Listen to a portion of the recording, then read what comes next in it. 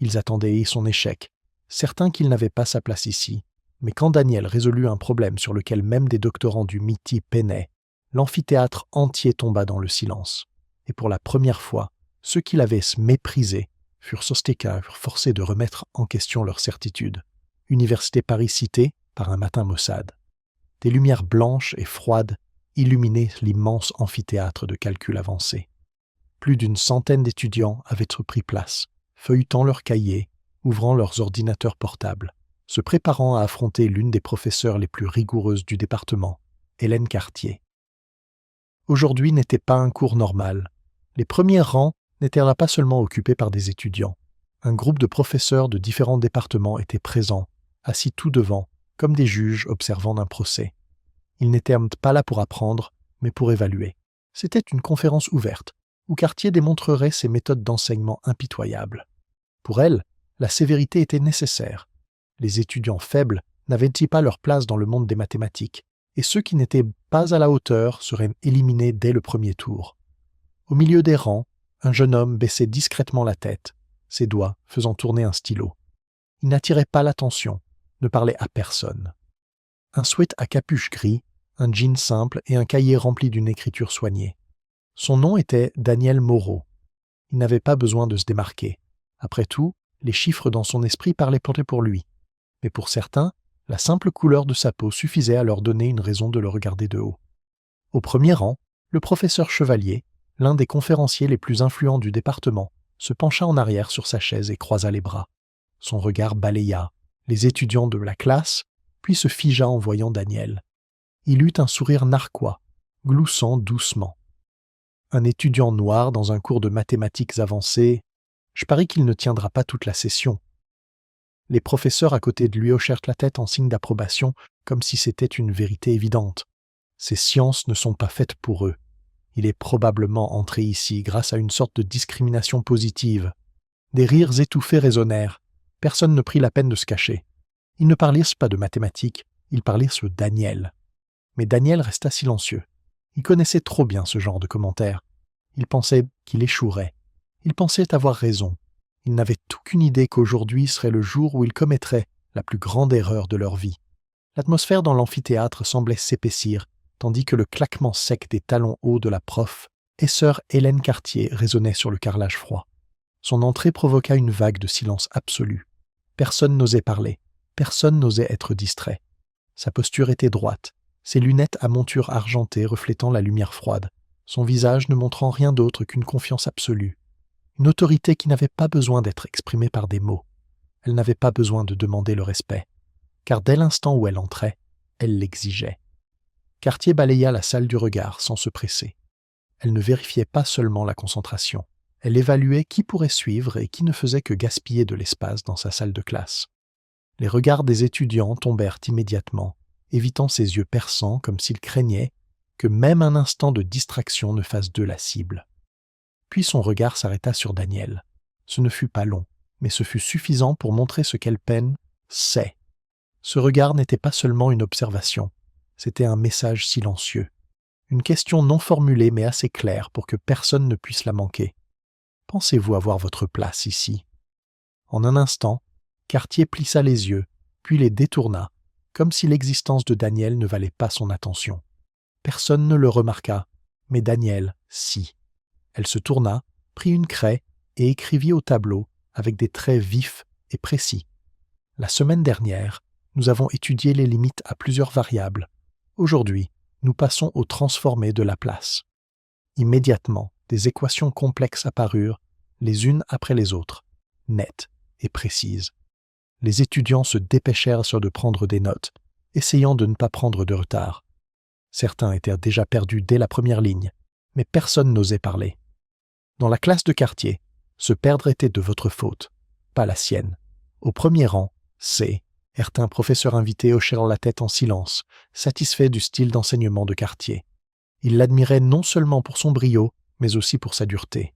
Ils croyaient qu'un grand professeur n'était pas celui qui aidait les étudiants à grandir, mais celui qui éliminait ceux qui ne méritaient pas d'être là. Au milieu des rangs, Daniel ne se pressa pas d'écrire. Il observait, ses yeux parcourant le tableau calmement, froidement.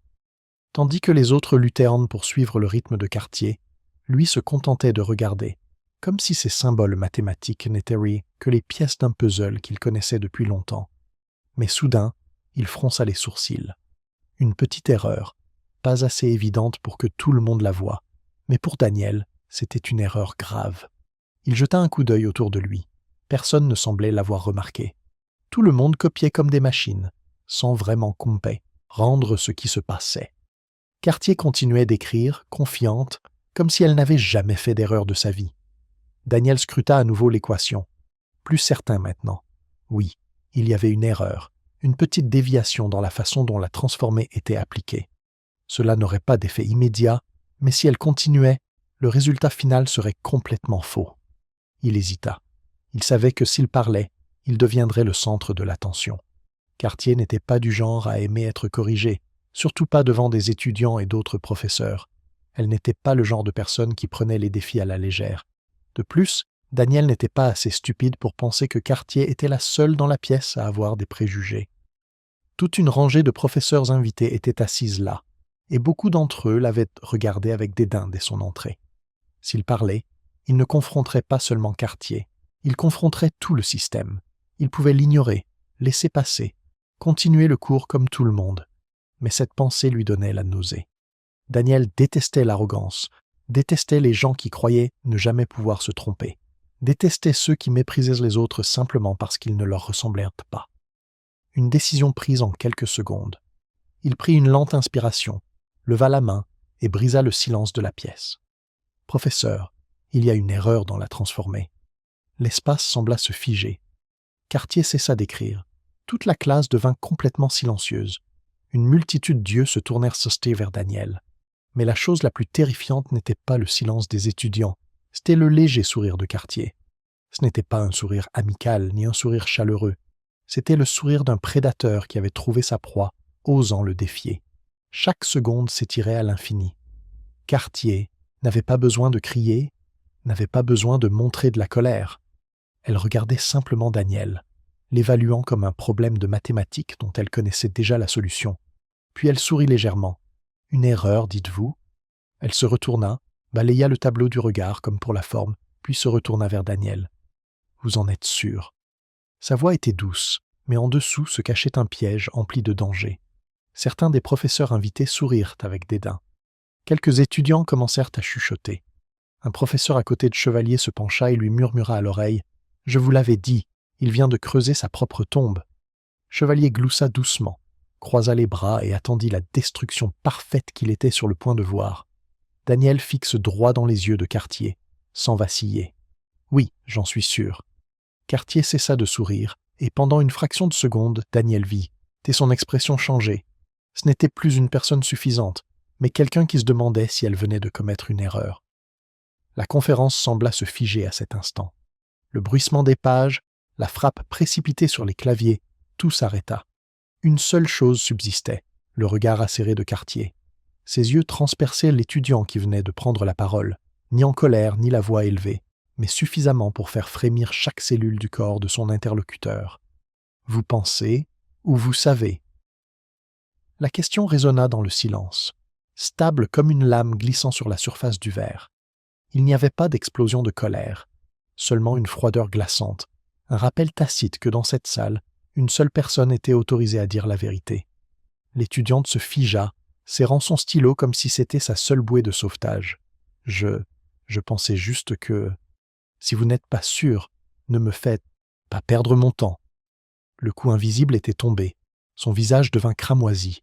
Elle baissa la tête, se retirant rapidement, comme si elle souhaitait disparaître. Personne ne parla. Personne ne voulait être la prochaine cible. Daniel ferma les yeux et expira lentement. Il avait assisté à trop de scènes comme celle-ci. Des professeurs qui se plaçaient sur un piédestal, traitant les étudiants comme des êtres sans droit de questionner, comme des enfants qu'il fallait éduquer par la peur. Il détestait ce genre de professeur. Et c'est ainsi qu'il leva la main. Les chuchotements diminuèrent, puis disparurent complètement. Un léger haussement de sourcils de Cartier traversa son visage. Elle n'était pas surprise, mais elle ne semblait pas non plus satisfaite. C'était une expression neutre, comme si c'était un jeu dont elle connaissait déjà l'issue. « Oui ?» La voix de Daniel était résolue. Contrairement à la jeune fille précédente, Il n'hésite pas. Ah pas. En fait, il y a une erreur dans l'étape de la transformation.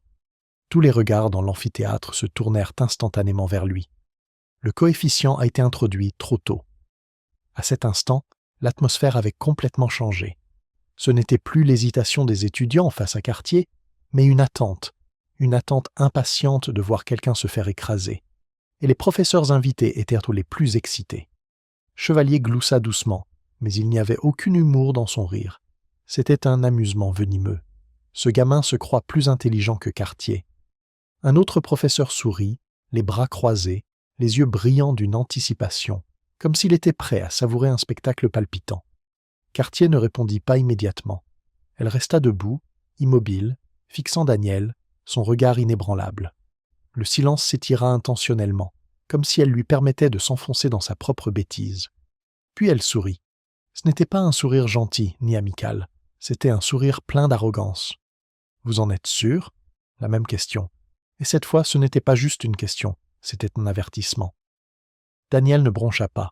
« Oui, j'en suis sûr. » Une brève lueur traversa le visage de Cartier, mais elle retrouva rapidement son expression hautaine habituelle. Elle se retourna lentement, les yeux levés vers le tableau une fois de plus. Le silence s'étira. Daniel n'avait pas besoin de regarder le tableau, car il savait qu'il avait raison, mais il n'était pas le seul à voir la vérité. Certains étudiants commencèrent à chuchoter, quelques-uns se penchant en avant, essayant de vérifier l'équation sur le tableau.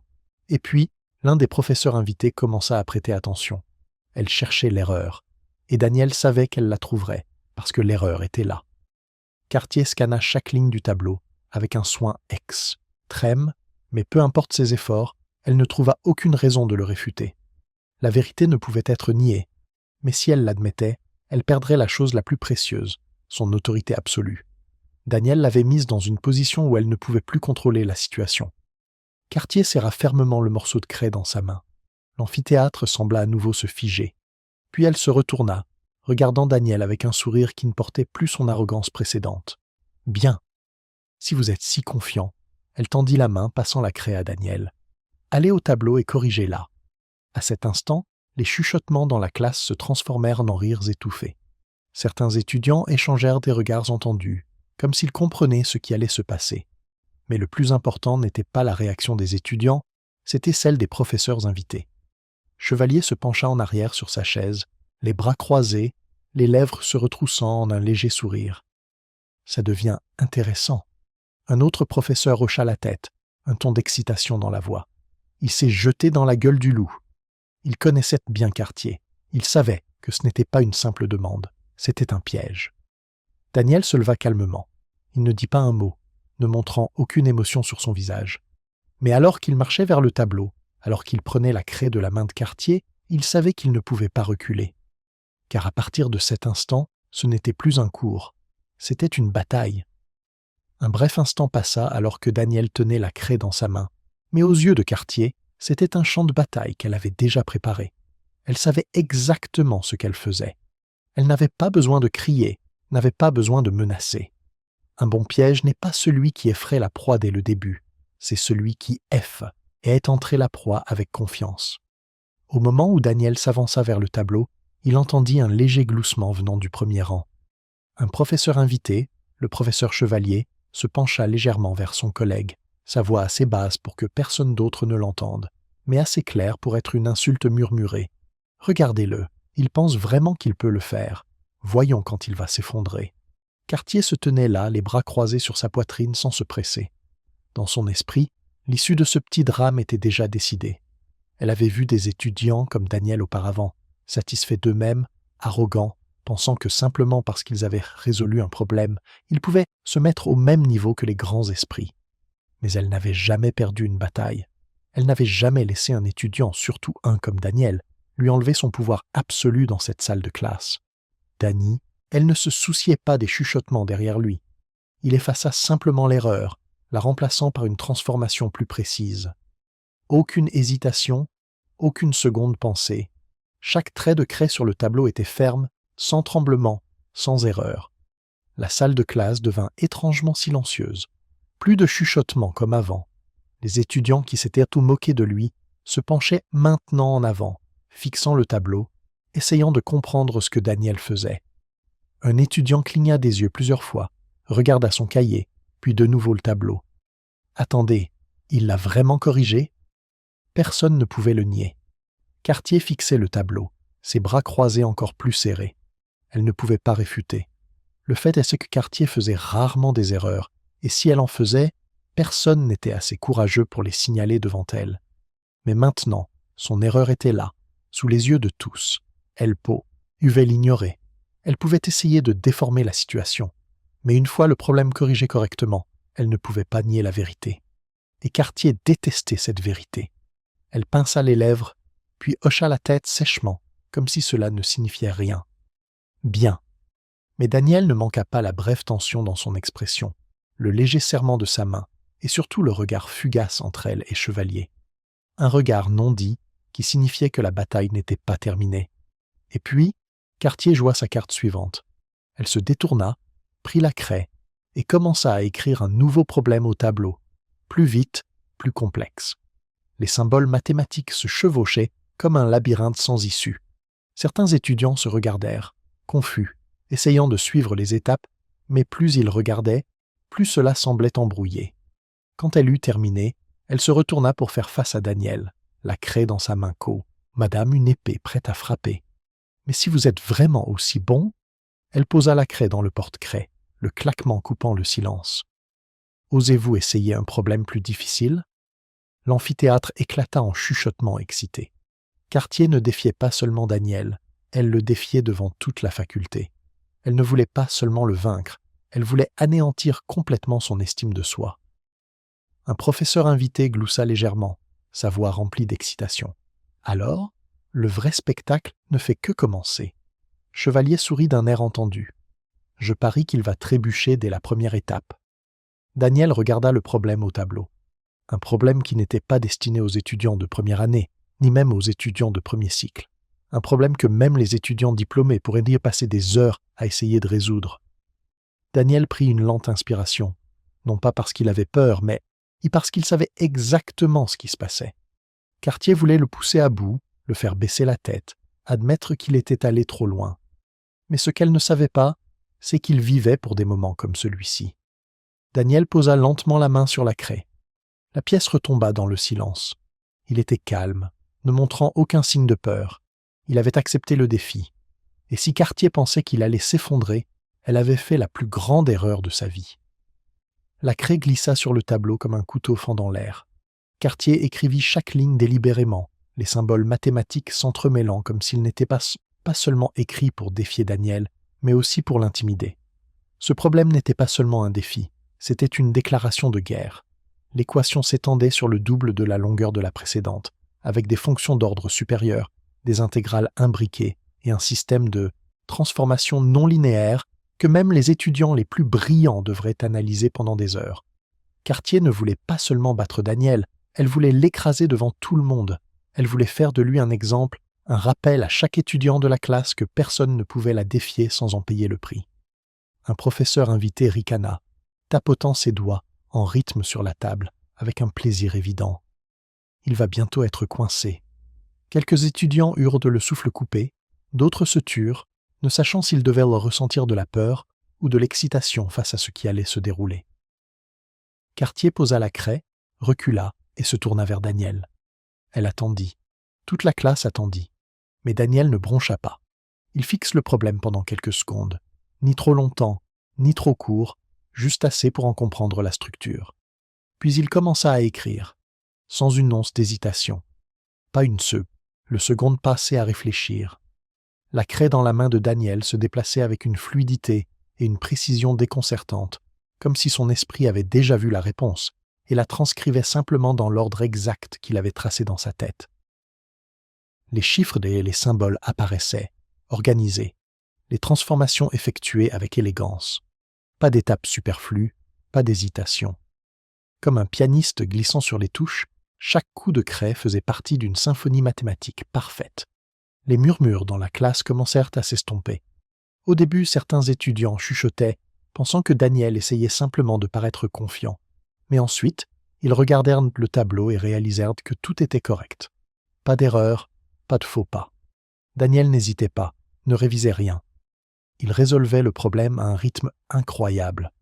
Au premier rang, Chevalier avait cessé de rire. Cartier maintenait sa posture, mais ses doigts se resserrèrent légèrement. Pas par peur, mais par confusion. Où s'était-elle trompée?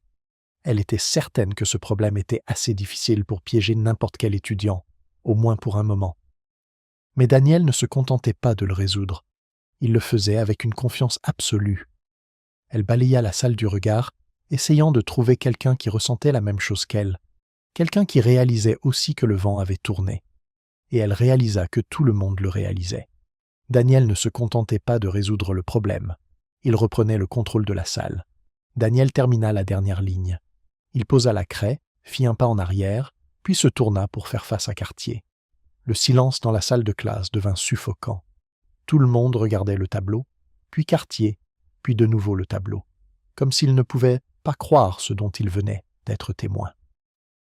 Un étudia et murmura doucement « Mais qu'est-ce qui vient de se passer, bordel ?» Un professeur invité ajusta ses lunettes, son regard fixé sur le tableau, cherchant désespérément la moindre erreur, aussi petite soit-elle. Mais il n'y avait rien. Le problème avait été résolu sans faille. Cartier se tenait figé, une tension invisible l'entourant, comme si une corde se resserrait lentement autour de son cou. Elle avait besoin d'une erreur. Elle avait besoin de quelque chose qu'elle pourrait utiliser pour discréditer Daniel, pour reprendre le contrôle, pour prouver qu'elle était toujours la seule en charge de cette classe. Mais elle ne trouva rien, parce qu'il n'y avait pas d'erreur. Au fond de la salle, un étudiant laissa échapper un léger sifflement, un son qui brisa le silence tendu. D'autres étudiants commencèrent à chuchoter, mais cette fois, ce n'était ni moqueur, ni sceptique. C'était de l'admiration. Quelque chose que Cartier ne s'était jamais attendu à entendre dans cette salle de classe. De l'admiration pour un étudiant qu'elle avait délibérément sous-estimé. Chevalier n'avait plus l'air amusé. Il se pencha en avant, posant ses coudes sur la table, les yeux plissés. La confiance moqueuse d'auparavant avait complètement disparu. Maintenant, dans ses yeux, il ne restait qu'une chose, un malaise mêlé à une peur qu'il ne voulait pas admettre. Ce n'est pas possible. Il ne peut pas être aussi bon. Cartier parla enfin, mais sa voix n'était plus aussi ferme qu'avant. Pas mal. Une remarque froide et sèche, sans la moindre trace d'émotion. Mais tout le monde pouvait entendre la gêne qu'elle contenait. Cartier ne voulait pas admettre la vérité, mais même elle ne pouvait nier ce que toute la salle venait de voir. Daniel Moreau avait réussi le test. Non seulement il l'avait réussi, mais il l'avait fait parfaitement, au point que personne ne pouvait contester. Daniel n'y eut pas besoin de sourire. Il n'eut pas besoin d'être arrogant ou provocateur. Il retourna simplement à sa place alors que tous les yeux restaient fixés sur lui, remplis d'étonnement. Cartier serra le poing. Elle savait qu'elle ne pouvait pas laisser les choses se terminer ainsi. Si Daniel avait réussi ce test, elle lui en lancerait un autre, un défi qu'il ne pourrait absolument pas surmonter. Et c'est ainsi qu'elle ramassa de nouveau la craie. « Très bien.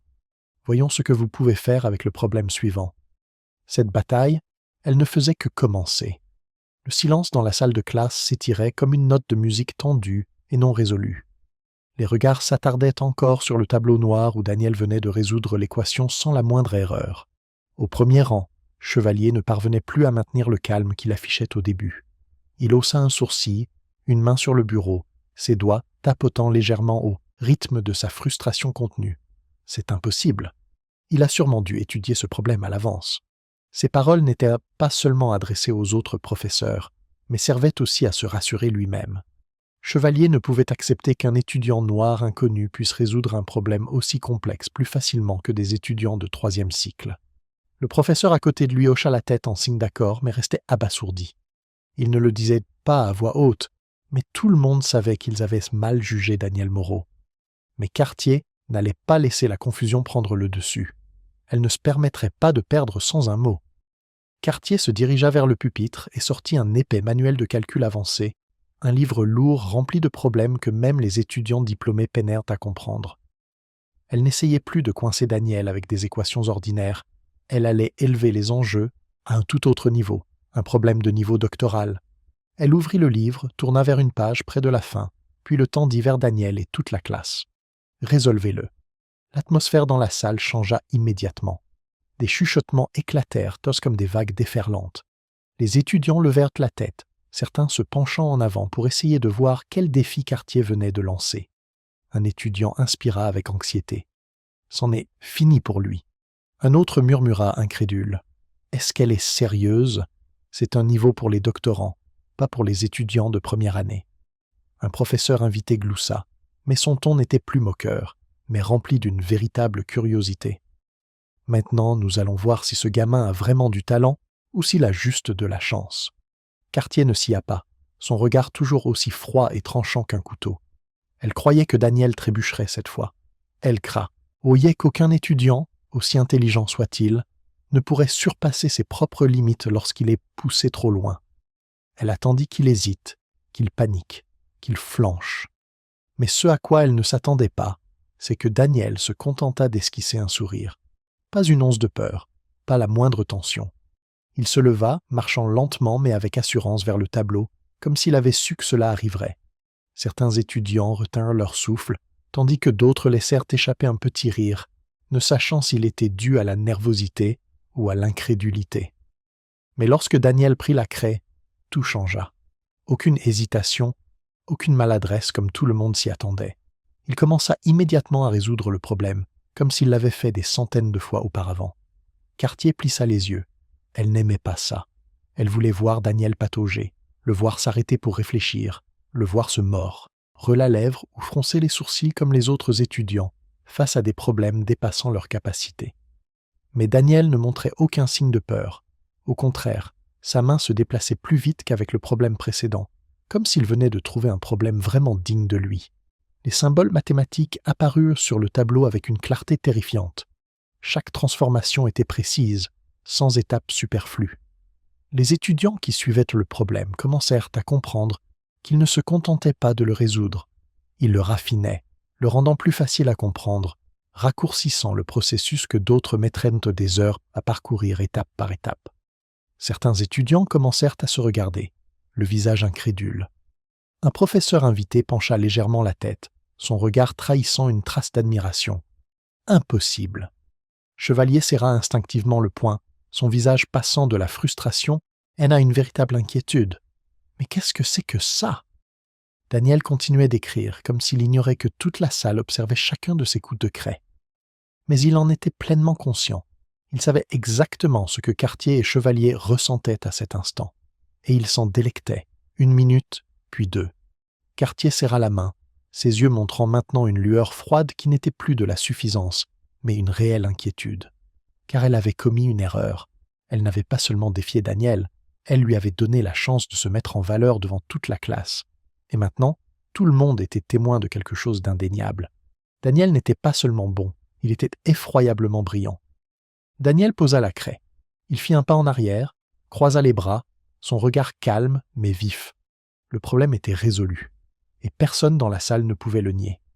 Un professeur invité laissa échapper une douce expiration, regardant à nouveau le tableau comme pour vérifier s'il rêvait. Cartier était silencieuse. Chevalier était silencieux. Tous les professeurs étaient silencieux. Il n'y avait plus d'excuses. Personne ne pouvait dire que c'était juste un heureux hasard. Daniel avait gagné sur leur propre terrain, et pour la première fois dans la carrière d'enseignante de Cartier, elle ne sut que dire ensuite. Le son de la craie heurtant le porte-craie résonna clairement dans l'espace silencieux. Un petit son, mais il marquait un moment irréversible. Daniel se retourna, faisant face à Cartier. Il ne dit rien. Il n'avait pas besoin de dire quoi que ce soit. Tout ce qu'il avait besoin de transmettre était déjà sur le tableau noir, où le problème de niveau doctoral avait été résolu parfaitement, où l'arrogance avait été vaincue par la vérité. Cartier se tenait immobile, la bouche légèrement ouverte, comme si elle était sur le point de dire quelque chose, un déni, un rejet, une façon de reprendre le contrôle. Mais rien ne sortit, car elle savait qu'il n'y avait plus rien à dire. Elle avait attendu le moment où Daniel flancherait, hésiterait, ferait une erreur, s'excuserait ou même abandonnerait. Mais au lieu de cela, il avait résolu le défi aussi facilement que s'il s'agissait d'un simple exercice de routine. Et maintenant, il se tenait là, attendant qu'elle accepte ce qu'elle avait toujours refusé de croire, qu'il n'était pas seulement bon, mais meilleur qu'elle ne l'avait jamais imaginé. Un professeur invité se mit soudain à applaudir. Un son provocateur, non pas pour Daniel, mais pour le silence terrifiant de Cartier. Puis un autre professeur applaudit. Un étudiant se leva, puis un autre, puis tout un groupe. Les applaudissements commencèrent à se propager dans l'amphithéâtre comme une vague déferlante. D'abord, c'était la surprise, puis la reconnaissance, et enfin le respect absolu. Certains étudiants applaudissaient, d'autres frappèrent des mains sur leur bureau. Ceux qui avaient douté de Danielle n'avaient plus que des regards admiratifs. Cartier serre les poings. Elle avait perdu. Pas seulement un problème, elle avait perdu sur le terrain même qu'elle avait autrefois contrôlé complètement. Perdu devant les professeurs invités qui l'avaient autrefois respectée. Perdu devant les étudiants qui l'avaient autrefois crainte. Perdu face à un étudiant qu'elle avait autrefois méprisé. Et ce qui la blessait plus que tout, c'est qu'elle ne pouvait rien faire pour changer cette vérité. Chevalier, assis au premier rang, semblait avoir été aspergé d'eau froide. Son visage avait perdu toute suffisance, ses yeux ne montrant plus qu'un malaise mêlé à une peur non dissimulée. Il voulait réfuter, dire quelque chose pour atténuer la victoire de Danielle, mais il ne le pouvait pas.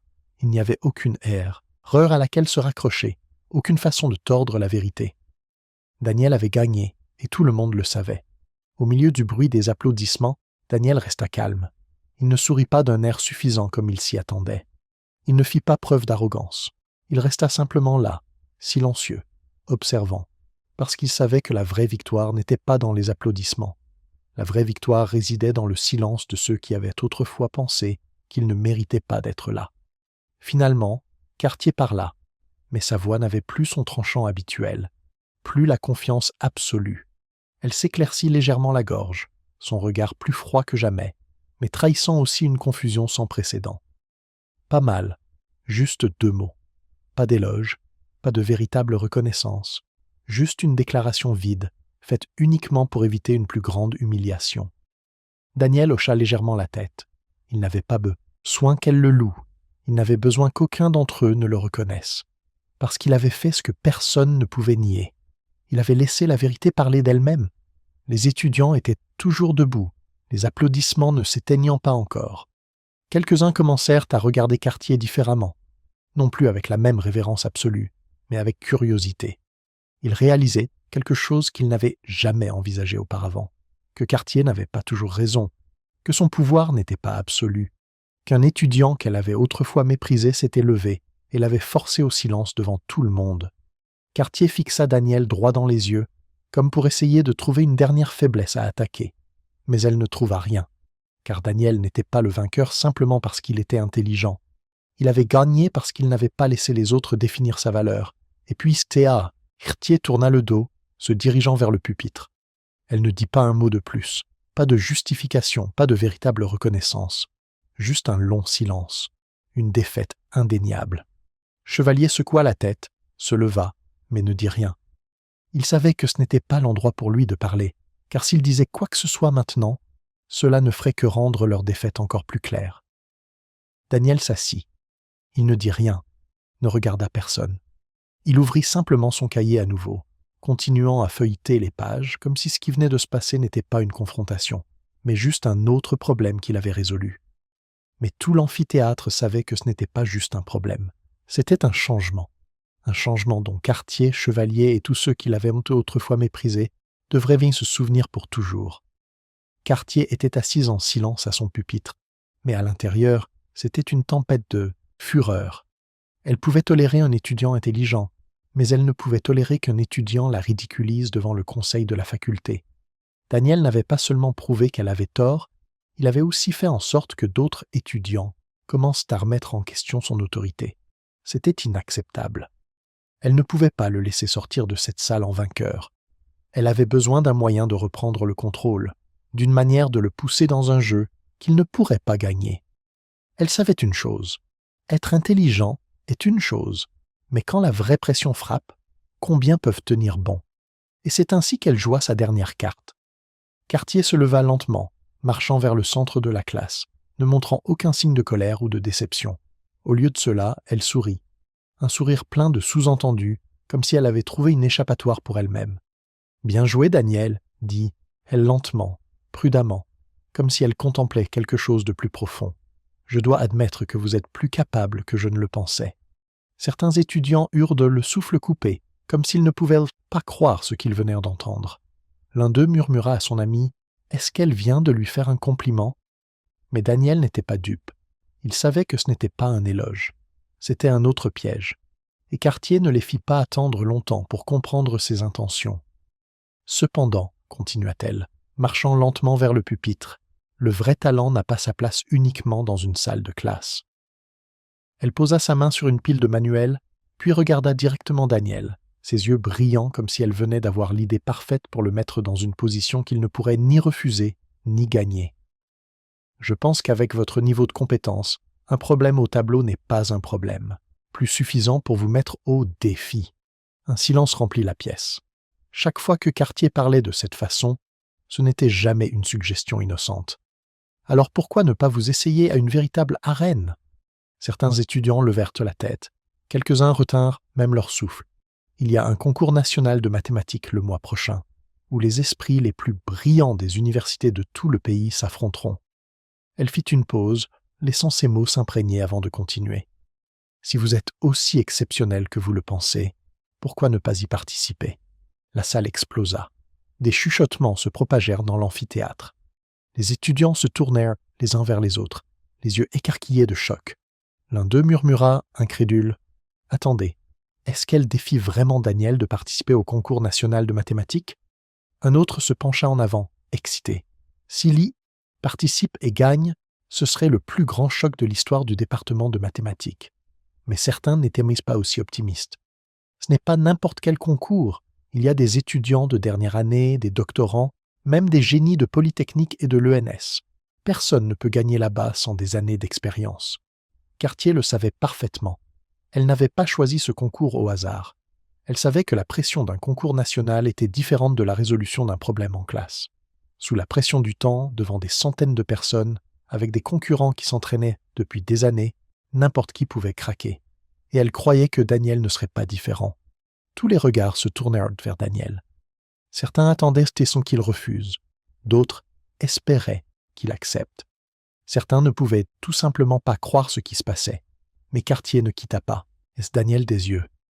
Elle voulait le voir hésiter, le voir confus, le voir flancher face à un défi écrasant. Elle savait qu'il ne pouvait pas gagner, et s'il perdait, la victoire d'aujourd'hui en classe n'aurait aucun sens. Elle attendait sa réponse. Mais au lieu d'être confus ou déstabilisé, Daniel hocha simplement la tête. Aucune hésitation, aucune seconde pensée, pas même un instant de doute. « D'accord, je participerai. » L'atmosphère dans la salle explosa de nouveau. Certains étudiants le fixèrent, les yeux écarquillés. D'autres restèrent de bouche bée. D'autres rirent, incrédules. L'un d'eux marmonna doucement. « Mais merde, il vient d'accepter ce défi comme si c'était un examen normal. » Un autre dit, choqué, « Il n'y a pas eu un seul moment d'hésitation, il est vraiment sérieux. » Cartier haussa un sourcil. Elle s'attendait à ce qu'il hésite. Elle s'attendait à ce qu'il y réfléchisse.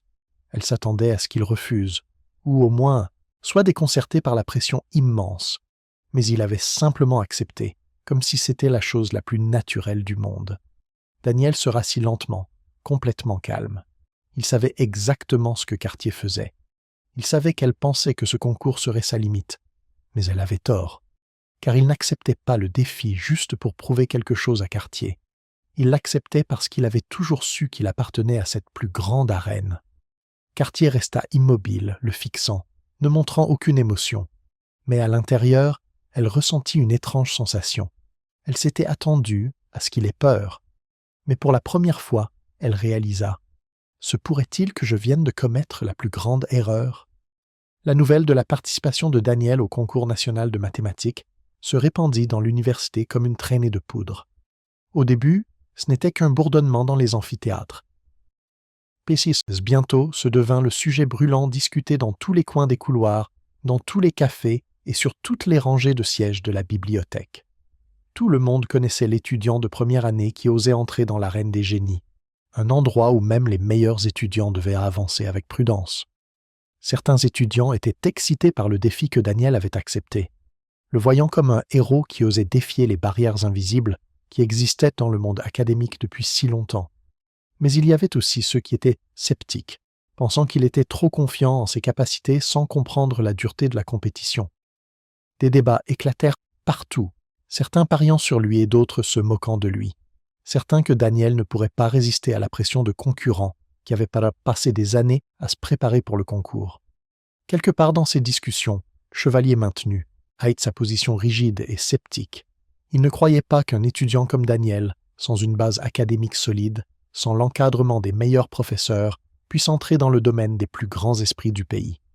Pour lui, les gens comme Daniel n'étaient nés que des flammes éphémères qui s'éteindraient bientôt face à la dure réalité. Mais Daniel ne se souciait pas des commérages. Il ne cherchait la reconnaissance de personne et n'avait pas besoin de prouver quoi que ce soit à ceux qui n'avaient jamais cru en lui. Il n'avait qu'un seul objectif, se préparer pour la compétition, et il se lança dans l'entraînement comme jamais auparavant. 4 semaines, 28 jours, des centaines d'heures d'études. Daniel transforme la bibliothèque en sa deuxième maison. Chaque matin, il arrivait plus tôt que quiconque, ouvrait son ordinateur portable, cherchait les problèmes les plus difficiles des concours internationaux de mathématiques, des manuels avancés et des sujets d'examen que même les meilleurs peinaient à résoudre. Les équations, les transformations et les systèmes différentiels de haut niveau devinrent la langue qu'il parlait chaque jour. Il ne se contentait pas de résoudre les problèmes mécaniquement. Il essayait de décomposer chacun d'eux, d'analyser chaque règle et de trouver des raccourcis que les autres ne voyaient même pas. Si un problème pouvait être résolu de 3 manières différentes, il trouverait les 3 solutions. Si une formule pouvait être prouvée par plusieurs chemins différents, il les emprunterait tous. Pour lui, résoudre des mathématiques n'était pas seulement trouver une réponse, c'était comprendre chaque recoin du problème, afin qu'aucun obstacle ne puisse le dérouter lors de l'épreuve réelle. Pendant qu'il étudiait sans relâche, Bastien, le seul ami assez patient pour suivre son processus, ne pouvait que secouer la tête avec incrédulité.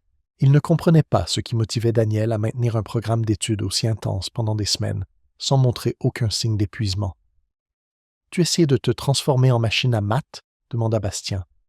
Daniel ne leva pas les yeux, son stylo se déplaçant toujours rapidement sur le papier, les yeux rivés sur les chiffres devant lui.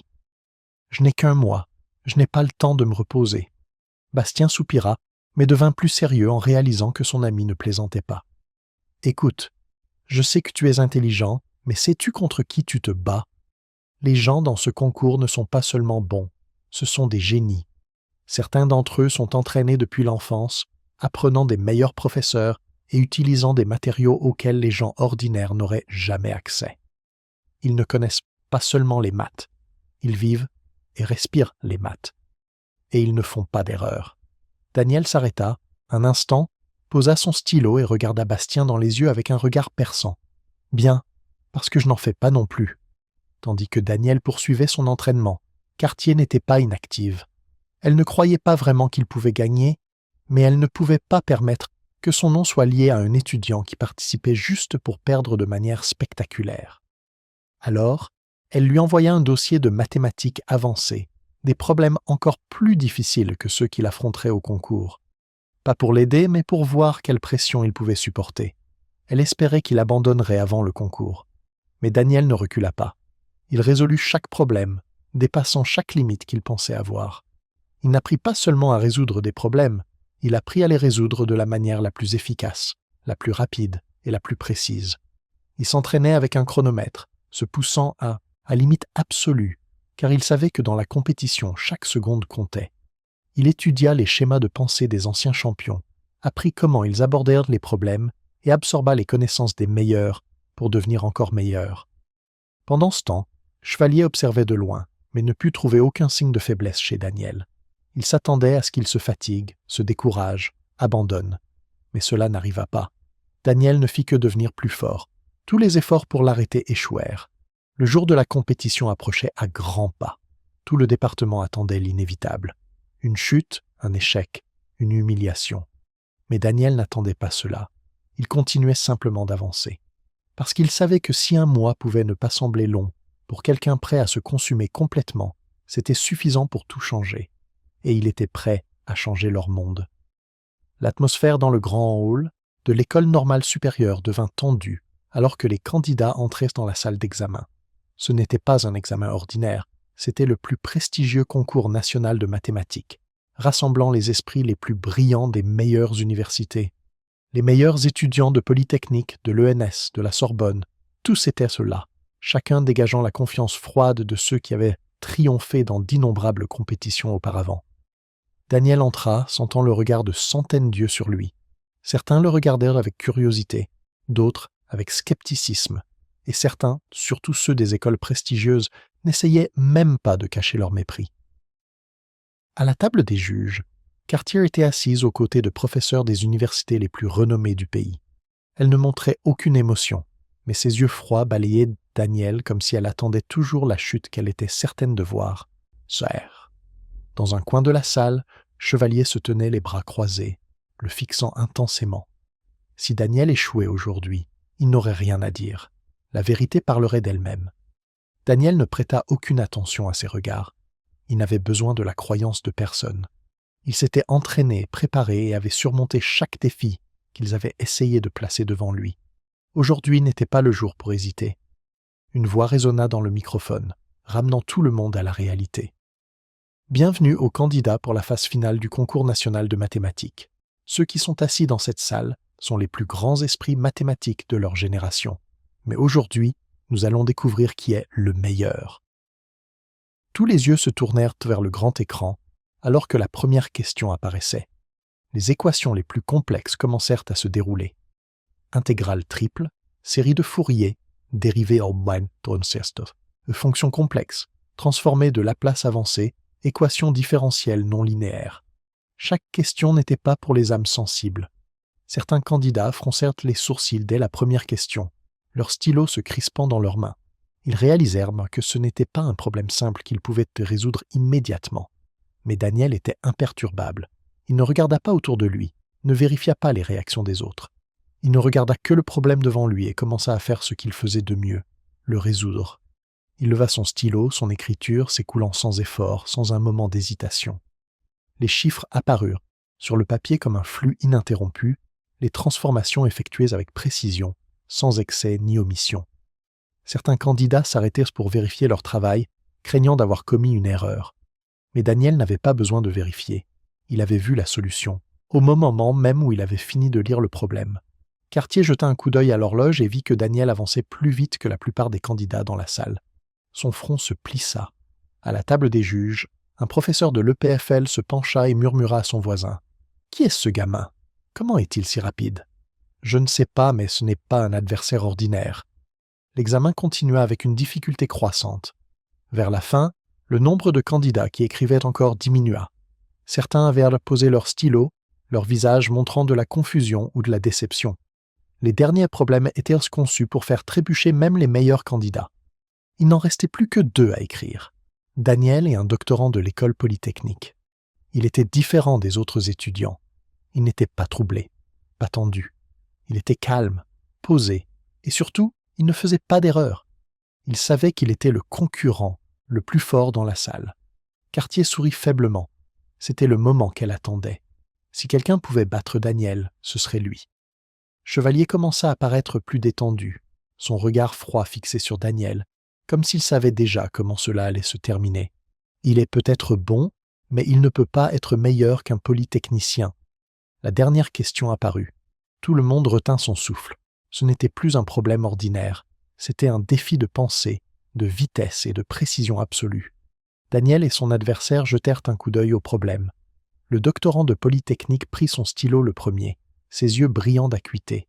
Daniel n'eut besoin que d'1 seconde pour comprendre tout ce qu'il devait faire. La vraie course avait commencé. Les 2 écrivaient si vite que même les juges devaient prêter attention. Des lignes d'écriture, des symboles et des transformations apparaissaient continuellement sur leur papier, sans temps pour s'arrêter et réfléchir. Ce n'était plus seulement des mathématiques, c'était une bataille. Un professeur de l'ENS murmura doucement « C'est la vitesse des génies ». Le bruit des stylos grattant le papier résonnait dans l'espace silencieux. Personne ne parlait, personne n'osait faire de mouvements brusques. Le temps passa. Le doctorant de Polytechnique approchait de la réponse. Cartier le regarda, la confiance l'envahissant. C'était lui qui allait battre Daniel. Puis soudain, quelqu'un à la table des juges haleta. Daniel avait arrêté d'écrire le premier. Non, le doctorant écrivait toujours. Daniel avait fini. Pas de rature, pas un moment d'hésitation. Il ferma son stylo, le posa sur la table et se renversa sur sa chaise. les bras croisés, attendant. Chevalier se redressa. Cartier serra les mains sur la table, et tous les juges tournèrent leurs regards vers Daniel. Un juge se leva et s'approcha pour examiner son travail. Tout le monde retint son souffle. Quand il leva les yeux, ils étaient écarquillés d'étonnement. Tout le monde comprit. Daniel n'avait pas seulement résolu le problème, il l'avait résolu parfaitement, de manière concise et plus élégante que n'importe qui d'autre dans la salle. Il avait gagné. Et à cet instant, Cartier sut qu'elle avait commis la plus grande erreur de sa vie en pensant qu'il pouvait être vaincu. L'atmosphère dans l'auditorium sembla se figer lorsque les résultats du problème précédent furent annoncés. Daniel ne l'avait pas seulement résolu correctement, mais avait fourni une solution plus parfaite que celle de quiconque. Les juges, initialement pleins de scepticisme, ne pouvaient maintenant que se regarder les uns les autres, échangeant des regards incrédules sur ce qui venait de se passer. Cartier resta assise, mais sa main se serra inconsciemment sur le bord de la table.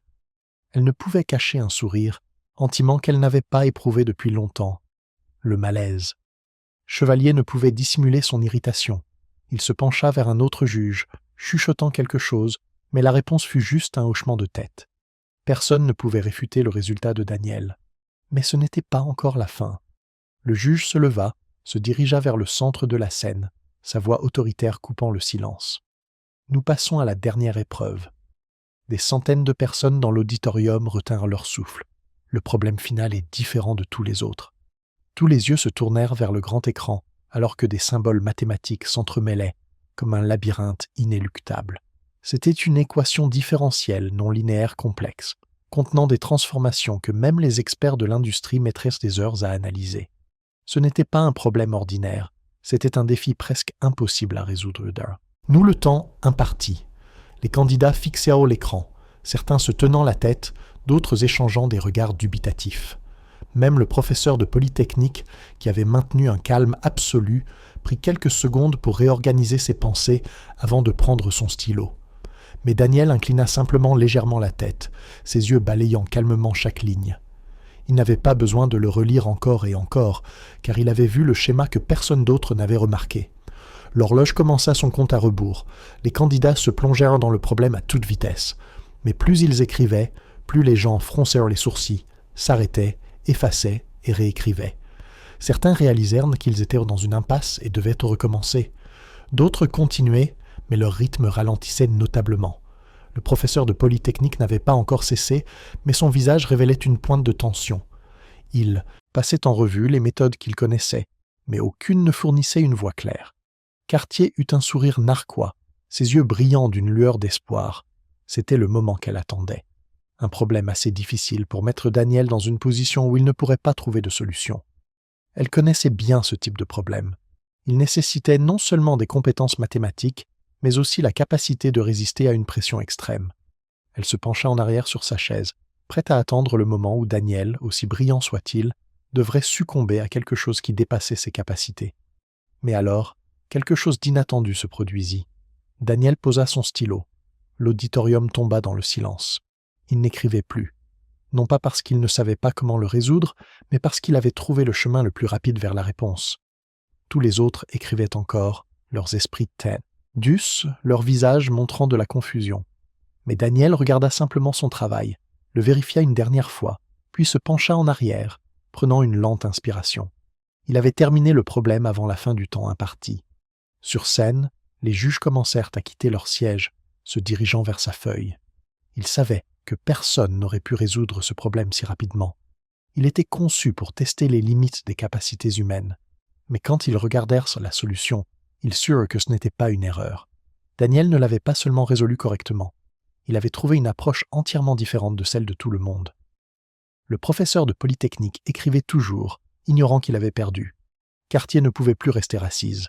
Elle se pencha en avant, les mains jointes, son regard fixé sur la solution de Daniel. Elle voulait trouver une faille. Elle avait besoin de trouver une faille, elle. Mais il n'y en avait pas. Non seulement c'était correct, mais c'était correct d'une manière que personne d'autre n'avait vue. Daniel n'avait pas seulement résolu un problème de mathématiques, il avait redéfini la manière de résoudre un problème qui semblait insoluble. Un juge leva les yeux, balayant la salle du regard. Sa voix résonna, douce mais tonitruante, brisant le silence tendu. « Nous avons un vainqueur. » L'auditorium éclata. Certains étudiants dans la salle applaudirent, d'autres furent stupéfaits, d'autres encore ne pouvaient pas croire ce qui venait de se passer. Sur scène, le professeur de Polytechnique s'arrêta brusquement, levant les yeux, ses yeux s'écarquillant, alors qu'il réalisait que Daniel avait terminé le problème avant même qu'il n'atteigne la dernière étape. Chevalier resta assis, immobile, son visage dépourvu de toute expression. Cartier ne pouvait que regarder, et à cet instant, elle sut qu'elle avait perdu, pas seulement dans ce concours, mais dans toute la perspective qu'elle avait entretenue. Elle avait cru que Daniel ne surmonterait jamais ce défi, mais elle s'était trompée, dès le tout premier instant. Daniel ne se leva pas immédiatement. Il n'avait pas besoin de célébrer. Il n'avait pas besoin de crier victoire. Il regarda simplement vers Cartier, maintenant le regard froid qu'il lui avait lancé la première fois qu'elle l'avait défié en classe. Parce qu'il n'avait pas besoin de sa reconnaissance. Elle n'avait d'autre choix que de réaliser par elle-même qu'il méritait plus que tout ce qu'elle avait jamais pensé. Quand Cartier quitta l'auditorium, elle sut que peu importe ce qu'elle dirait, elle ne pourrait pas changer cette vérité. Daniel Moreau n'était pas seulement un étudiant brillant, c'était un génie qu'il n'avait jamais voulu admettre. La salle sembla exploser lorsque le juge se leva, ajusta ses lunettes et baissa les yeux sur la feuille de réponse finale de Daniel. Dans sa main se trouvait la réponse correcte que les organisateurs avaient préparée à l'avance. Mais ce qui stupéfia tout le monde, ce n'est pas que Daniel ait eu la bonne réponse, mais la manière dont il avait emprunté un chemin entièrement différent, plus épuré, plus efficace, sans calcul superflu. Des chuchotements se répandirent dans la salle, d'abord parmi les étudiants du public, puis progressivement parmi les professeurs et les mathématiciens qui suivaient chaque détail de la compétition. Les gens échangeaient des regards. Personne ne parlait, mais leurs yeux montraient clairement leur immense surprise. L'un des juges posa la solution sur la table, se retourna et parla d'un ton formel. Le vainqueur du concours national de mathématiques de cette année est...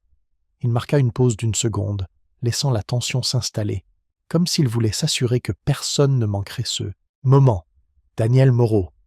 L'auditorium entier éclata. Les applaudissements tonnèrent comme un orage. Certains étudiants sautèrent sur place, applaudissant frénétiquement. D'autres échangèrent des regards incrédules, et certains ne purent que rester bouche bée, incapables d'accepter la vérité. À la table des juges, Cartier était abasourdi. Elle ne bougeait pas. Il n'y avait aucune expression sur son visage, mais ses yeux habituellement perçants avaient maintenant un regard étrangement vide. Elle s'était préparée à voir Daniel échouer. Elle s'était préparée à prouver qu'il ne pouvait pas gagner cette compétition. Mais maintenant, c'était elle qui devait faire face à sa propre défaite. Daniel n'avait pas seulement gagné, il avait gagné d'une manière qui laissait tout le monde sans voix. Chevalier resta assis, immobile, la main toujours crispée sur la coudoir. Il ne pouvait pas dire un mot. Il avait toujours cru que des gens comme Dany, elle ne pourrait jamais atteindre ce niveau. Il croyait que pour être au sommet du monde académique, il fallait un pédigree, des privilèges et le pouvoir invisible que seuls quelques privilégiés recevaient à la naissance. Mais maintenant, tout ce en quoi il croyait était brisé sous ses yeux. Daniel n'avait pas besoin d'un nom prestigieux. Il n'avait besoin de personne pour le parrainer. Il n'avait pas besoin de venir de Polytechnique ou de l'ENS. Il n'avait besoin que de lui-même. Et lui-même était plus que suffisant. Chevalier serra les dents, mais il ne trouva aucun mot pour discréditer ce résultat. La vérité avait parlé d'elle-même. Daniel resta assis, calme, comme si de rien n'était. Il n'avait pas besoin de se lever, de se montrer ou d'être arrogant. Les chiffres sur le tableau, les équations complétées, les marques de craie pleines de certitude. C'était sa voix. Cartier déglutit, mais sa voix ne put s'échapper de sa gorge. Elle voulait dire quelque chose, une justification, une excuse, un moyen de retrouver l'équilibre. Mais il n'y avait rien. Elle ne pouvait que constater la victoire de Daniel. Les juges se levèrent un par un, s'approchant de lui. Un professeur de l'ENS lui tapa doucement sur l'épaule, sa voix remplie d'admiration. « Vous n'avez pas seulement gagné, vous avez changé notre façon de voir les mathématiques. » Un autre professeur de la Sorbonne secoua la tête, incapable de cacher son étonnement. « Je n'ai jamais vu quelqu'un gérer un problème comme ça. Vous n'avez pas seulement des capacités, vous avez une vision. » Daniel hocha simplement la tête, ne montrant pas beaucoup d'émotion. Pour lui, la victoire n'était pas la chose la plus importante. Ce qui comptait, c'est qu'il avait prouvé qu'il était digne. Les étudiants dans le public, certains qui s'étaient moqués de lui, d'autres qui avaient douté de lui, ne purent que rester silencieux. Ils s'attendaient à une chute, à un échec, à un moment où Daniel devrait accepter qu'il n'appartenait pas à ce monde. Mais au lieu de cela, ce sont eux qui durent accepter qu'ils avaient tort. Daniel Moreau n'avait pas seulement gagné cette compétition, il avait fait plier un système partial face à la réalité, et personne ne pouvait le nier. Cartier prit une lente inspiration, essayant de conserver le dernier reste de sa dignité.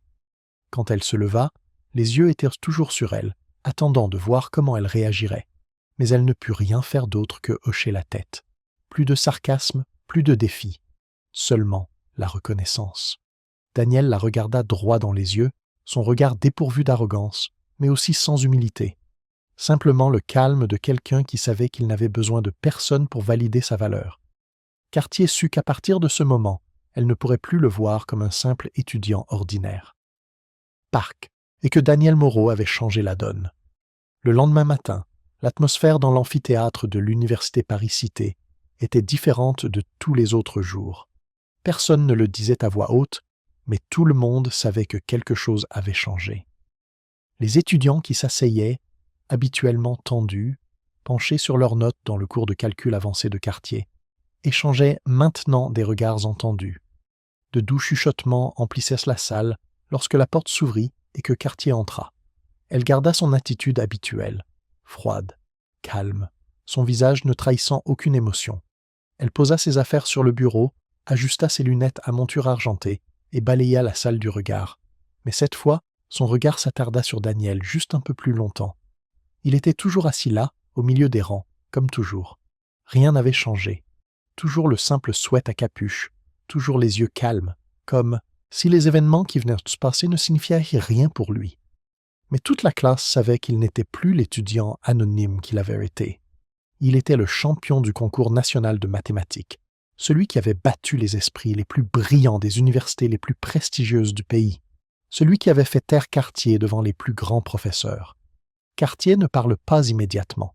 Elle feuilleta quelques pages du manuel, comme pour essayer de maintenir son autorité habituelle. Mais tout le monde dans la salle savait qu'elle ne pouvait plus prétendre que rien ne s'était passé. Et puis, sans regarder personne en particulier, elle parla. « Avant de commencer le cours d'aujourd'hui, je veux dire une chose. » La classe devint complètement silencieuse. Elle marqua une pause d'1 seconde, comme si elle choisissait soigneusement ses mots avant de parler. Puis elle continua, doucement mais fermement. Daniel Moreau a prouvé que le talent n'a pas de couleur de peau. Une simple déclaration, pas de fioriture, pas d'exagération. Mais elle pesait plus que n'importe quelle conférence qu'elle ait jamais donnée. La classe était stupéfaite. Personne n'osa dire un mot, comme s'il ne pouvait pas croire que ces mots venèrent de Cartier, qui avait toujours été l'incarnation de la dureté, qui avait toujours cru que seuls ceux qui étaient vraiment exceptionnels méritèrent d'exister dans son monde, celle que tout le monde pensait ne jamais admettre une erreur. Mais aujourd'hui, elle se tenait devant la classe et reconnaissait la vérité indéniable. Daniel Moreau n'était pas seulement talentueux, il avait brisé toutes les barrières invisibles que des gens comme Cartier, Chevalier et bien d'autres avaient délibérément mises en place pour le bloquer.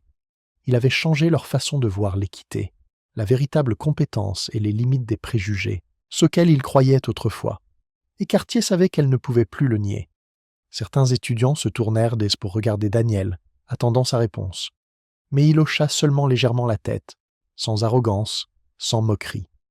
Il n'avait pas besoin qu'elle prononce des paroles d'éloge, n'avait pas besoin qu'elle s'excuse, car à cet instant, le monde entier avait vu la vérité. Elle ne pouvait plus se détourner et prétendre qu'il n'avait pas prouvé que sa croyance de toute une vie était fausse. Et pour Daniel, c'était plus que suffisant. Cartier se détourna, prit la craie et commença à écrire la nouvelle leçon au tableau. Pas de longs discours, pas d'excuses ou d'explications. Elle continua simplement son travail. Mais tout le monde dans la classe comprit que la leçon d'aujourd'hui n'était plus comme les précédentes. Parce que Cartier n'était plus la professeure imbattable, et Daniel n'était plus l'étudiant invisible. Dans cette salle de classe, tout avait changé pour toujours. Daniel ne réagit pas beaucoup aux commentaires de Cartier. Il n'avait besoin d'aucun éloge fleuri ni d'excuses tardives. Depuis longtemps, il avait compris que dans ce monde, la reconnaissance n'était pas quelque chose que tout le monde était prêt à lui donner, surtout ceux qui avaient autrefois douté de lui et tenté de lui barrer la route. Mais cela n'avait pas d'importance. Il laissait les chiffres parler d'eux-mêmes. Il n'argumentait pas. n'avait pas besoin de convaincre qui que ce soit de croire en sa valeur, n'avait pas besoin de se prouver par des excuses ou des débats sans fin sur l'équité et les préjugés. Il faisait simplement ce qu'il faisait de mieux. Laisser les mathématiques dire la vérité que personne ne pouvait nier. Les équations, les chiffres, les symboles mathématiques qu'il avait écrits sur le tableau pendant la compétition n'avaient besoin de personne pour les défendre. Rueil n'avait pas de couleur de peau, de limites, de barrières ou de préjugés. Ils étaient soit justes, soit faux. Et dans le monde des mathématiques, Daniel avait toujours raison. Il avait gagné. Pas seulement dans la compétition, mais dans une bataille bien plus grande. La bataille contre les regards sceptiques, les rires moqueurs, les règles tacites qui cherchaient à déterminer son destin. Au moment où il était entré dans cette salle de classe, personne ne pouvait lui enlever sa victoire. Personne ne pouvait changer le fait qu'un étudiant qu'ils avaient autrefois méprisé se tenait maintenant au sommet du monde universitaire. Cartier continua les cours comme si de rien n'était, mais personne ne pouvait nier le changement qui s'était discrètement installé dans cette salle de classe. Plus de regards condescendants envers Daniel, plus de sourires moqueurs dans son dos. À la place, il y avait des regards curieux, des hochements de tête, subtils, des mots d'admiration chuchotés. Et dans les yeux de certains étudiants, il y avait une nouvelle prise de conscience, comme s'ils venaient d'assister à la destruction d'une vieille règle sous leurs yeux. Il n'avait pas seulement gagné pour lui-même, il avait gagné pour que ceux qui viendraient après lui n'aient pas à partir d'une position inférieure, simplement parce qu'ils n'appartenaient pas à un système conçu pour les retenir. Il avait changé leur façon de voir la compétence, l'intelligence et la volonté. Il avait fait taire ceux qui pensaient autrefois qu'ils n'y arriveraient jamais, et cela avait plus de valeur que n'importe quel éloge. Daniel ouvrit son cahier, continuant tranquillement à prendre des notes, comme si aujourd'hui n'était qu'une journée normale. Mais le monde entier avait changé, et il savait que ce n'était que le début. Daniel n'avait besoin de personne pour le reconnaître, car la vérité avait déjà parlé d'elle, et même. Il n'avait pas seulement gagné un concours, mais il avait aussi vaincu les préjugés qui avaient trop longtemps persisté dans le monde académique. Avec intelligence, volonté et détermination, il avait forcé ceux qui l'avaient autrefois méprisé à changer de perspective. Mais cette histoire ne concernait pas seulement un individu. Elle concernait un système, les barrières invisibles, auxquelles beaucoup sont encore confrontés chaque jour. Si vous étiez Daniel, si vous vous trouviez jugé avant même d'entrer dans le jeu, que feriez-vous? Vous battriez-vous ou accepteriez-vous de reculer? Il savait que la réponse définissait non seulement qui il était, mais aussi le monde dans lequel il voulait vivre. Un monde où la seule mesure de la valeur d'une personne est la force de son esprit et la vérité de son travail.